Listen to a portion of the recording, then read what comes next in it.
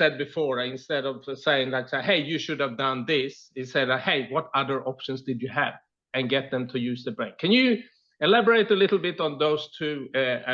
I guess if we have a continuum, we got instruction in one and questions in the other, and sometimes we move a little bit in this continuum, but I have a feeling we need to be more towards the asking questions.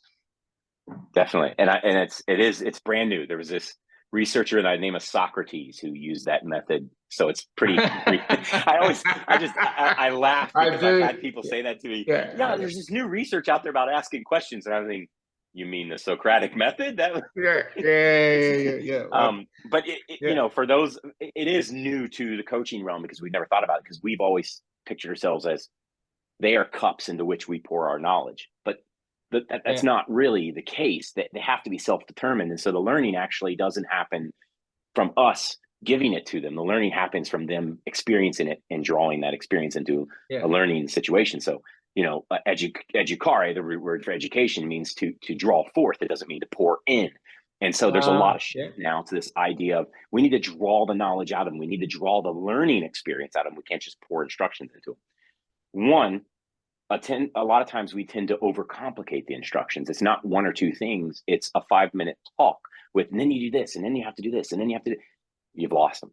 Okay. If anybody's ever put together something that they've bought and it comes in a box with the instructions, okay, and you get frustrated reading these instructions, imagine what a 5-year-old or 10-year-old or even 15-year-old thinks when you're trying to instruct them on complex skill sets. So the questioning, you're getting into their minds, and you're starting to see. The best example I can give is I tell a story all the time about my son when he was 4 or 5 was asked to draw a picture of his family with a house and stuff for his pre-kindergarten teacher, because they were testing him to see if he was ready emotionally and mentally for kindergarten.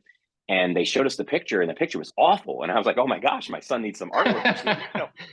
I'm showing you the picture because he didn't draw it for him. He drew it for me. He actually drew I said, draw me a picture of your family, and he drew it upside down so I could see it. And that is really how we should be instructing our athletes. Instead of teaching them for what we see, we need to teach them from what they're seeing. We need to draw the picture as they see it. And so questions are a much easier way to do that. What did you see? Oh, I saw this, this, and this. Okay. Did you see the defender in front of the goal? I didn't. Okay. So that's something we need to work on, is picking up the fact that they might have shifted into a passing lane. What else did you see? I saw so-and-so open on the outside. Was so-and-so, was she a viable option? Was she a good option, a good choice? Well, yes, she was forward and she was open to the field, or whatever answer they give you. Go, okay, so could you pass it to so-and-so? By asking these questions, you're getting to see the field how they saw it. Because if you yell at this athlete and they didn't see the defender, well, then that's something we can work on. If they clearly saw the defender and passed it, then it's not great execution, and we need to work on our passing, or we need to go back to the drawing board on our distribution skill sets out of the back, whatever it is.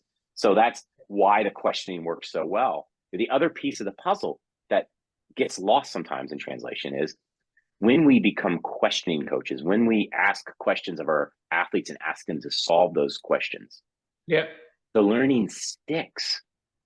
If I tell somebody what to do, I mean, my wife, I'll be walking out the door and I'm like, hey, I'm going to the store. Do you need anything? She'll say, yes, A, B, and C.